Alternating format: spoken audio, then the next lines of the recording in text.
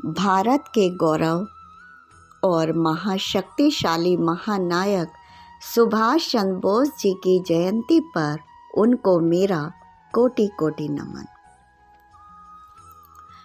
कहाँ तो तय था चिरागा, कहाँ तो तय था चिरागा हर एक घर के लिए, कहाँ चिराग मयस्सर नहीं शहर के लिए। भारतीय स्वतंत्रता का इतिहास विद्वेषपूर्ण तरीके से लिखा गया है, जिसमें नेताजी सुभाष चंद्र बोस जी के त्याग तथा राष्ट्र के प्रति उनके कार्यों को प्रकट होने नहीं दिया गया।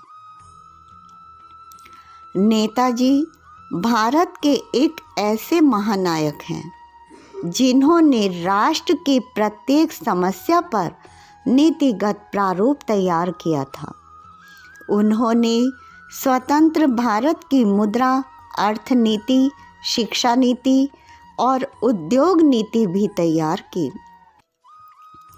सन 2020 में केंद्र सरकार द्वारा जिस शिक्षा नीति को स्वीकार किया गया, उन्हीं विषयों पर नेताजी सुभाष चंद्र बोस ने 20वीं शताब्दी के चौथे दशक में विस्तार से काम किया था।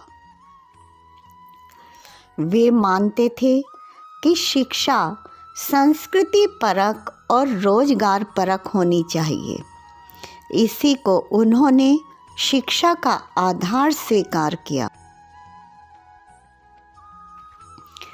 नेताजी कहते थे कि शिक्षा के 3 अंग होते हैं: शिक्षक, पाठ्यक्रम और विद्यालय का परिवेश।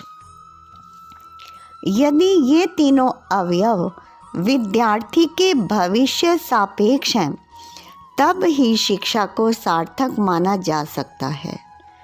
अपनी इस शिक्षा नीति को उन्होंने राष्ट्र शिक्षा नीति की संज्ञा दी थी।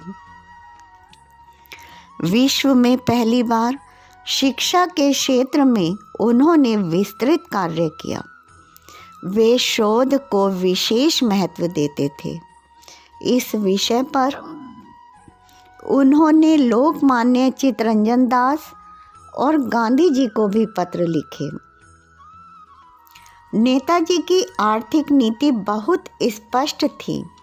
वे भारत को आयातक नहीं बल्कि निर्यातक देश बनाना चाहते थे। इस कारण उन्होंने तकनीकी शिक्षा पर विशेष बल दिया और कहा, यदि भारतीय युवा विदेश जाकर नवीन तकनीक का अध्ययन करेंगे तो देश के औद्योगिकी विकास में काफ़ी सहायता मिलेगी। बहुत कम लोगों को ज्ञात होगा कि नेताजी ने श्रम नीति भी तैयार की थी, जिसको सन 1947 में संयुक्त राष्ट्र संघ की श्रम समिति ने स्वीकार किया। दुर्भाग्य यह है कि 15 अगस्त सन 1947 को स्वतंत्र होने के पश्चात भी कांग्रेस सरकार न तो राष्ट्रगान और न ही राष्ट्रगीत संवैधानिक दृष्टि से स्वीकार कर पाई थी। भारत में केवल नेताजी एक ऐसे राष्ट्र नायक थे जिन्होंने संपूर्ण दृष्टि से भारत की संप्रभुता और विकास योजनाओं का प्रारूप पहले ही तैयार कर लिया था। लेकिन यही तो देश का दुर्भाग्य रहा है कि 15 अगस्त सन 1947 को देश स्वतंत्र होने के पश्चात भी अंग्रेजी शासकों द्वारा स्थापित तंत्र और व्यवस्थाएं जो कि त्यों चलती रही, जबकि नेताजी चाहते थे कि स्वतंत्रता के प्रथम दिवस से संपूर्ण व्यवस्थाओं का भारतीयकरण हो जाना चाहिए। नेताजी सुभाष चंद्र बोस एक आध्यात्मिक पुरुष भी थे। वे नियमित ईश्वर की उपासना करते थे, लेकिन सभी धर्मों का सम्मान भी करते थे। यदि स्वतंत्रता के पश्चात नेताजी के आदर्शों को स्वीकार किया जाता तो आज भारत विश्व में शीर्ष स्तर पर होता। कोई भी राष्ट्र तब तक स्वतंत्र नहीं कहा जा सकता जब तक उसका अपना तंत्र न हो। नेताजी सुभाष चंद्र बोस ने संपूर्णता के आधार पर देश को तंत्र और नीतियां देने का प्रयास किया था। खामोश मिजाजी हमें जीने नहीं देती।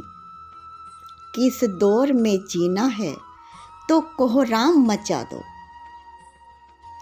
सुभाष चंद्र बोस जी की जयंती पर उनको पुनः मेरा कोटि कोटि नमन। जय हिंद, जय भारत।